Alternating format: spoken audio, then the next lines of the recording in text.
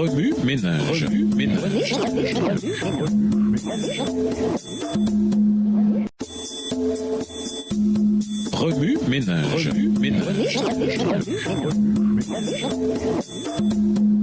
Bienvenue à votre émission Remue ménage. Voilà la leçon de jeudi, l'éternité à l'esprit. Lisons Luc 16, versets 1 à 15. Luc 16, versets 1 à 15. Jésus dit aussi à ses disciples, un homme riche avait un économe qui lui fut dénoncé comme dissipant ses biens. Il l'appela et lui dit, « Qu'est-ce que j'entends dire de toi ? Rends compte de ton administration, car tu ne pourras plus administrer mes biens. » L'économe dit en lui-même, « Que ferai-je, puisque mon maître m'ôte l'administration de ses biens ? Travailler à la terre, je ne le puis. Mendier, j'en ai honte. Je sais ce que je ferai, pour qu'il y ait des gens qui me reçoivent dans leur maison quand je serai destitué de mon emploi. » Et, faisant venir chacun des débiteurs de son maître, il dit au premier, « Combien dois-tu à mon maître ?»« 100 mesures d'huile, répondit-il.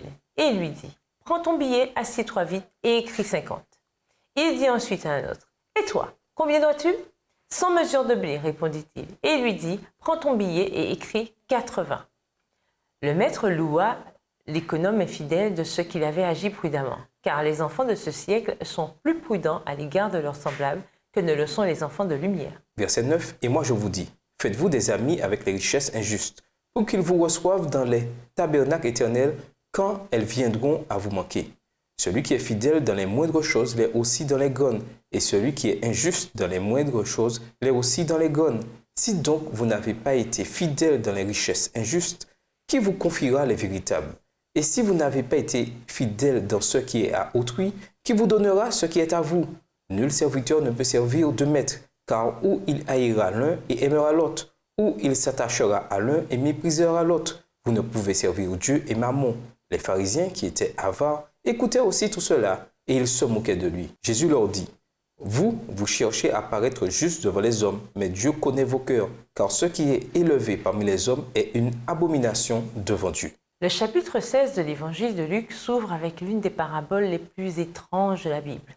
Un gérant, économe, est sur le point d'être congédié. Alors qu'il songe à son avenir, il ne veut ni mendier ni travailler la terre. Il se rend compte qu'il aura besoin d'amis. Le dernier jour de son travail, il appelle ceux qui doivent de l'argent à son patron. Il les aide à falsifier les chiffres, ce qui occasionne une baisse frauduleuse de leurs dettes. Il s'assure ainsi de leur amitié et envisage un meilleur avenir. La partie étrange se trouve au verset 8, lorsque Jésus dit que le patron admire le gérant malhonnête pour son habileté.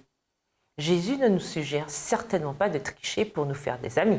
Ce passage inhabituel contient de vraies leçons à l'égard de la gestion et des dispositions du cœur. Comme le gérant, nous avons été dans une situation où nous voyions les problèmes venir et nous nous demandions ce que nous pouvions faire pour améliorer notre perspective d'avenir.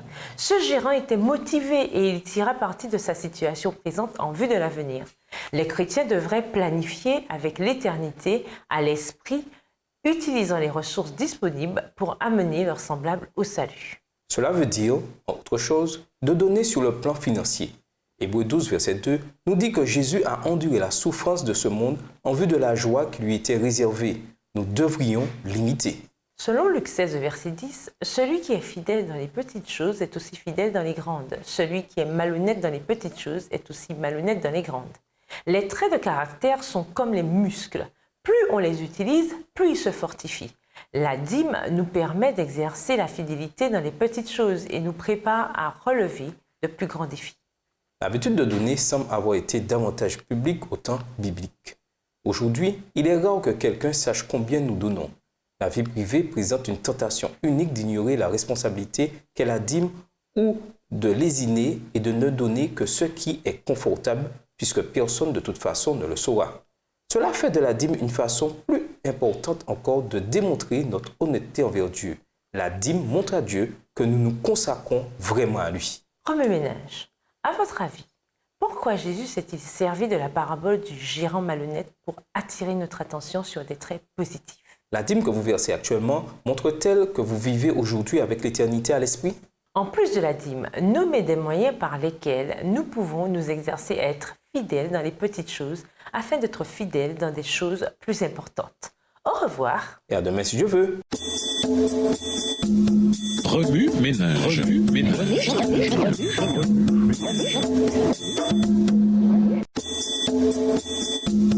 Remue ménage. Remue ménage.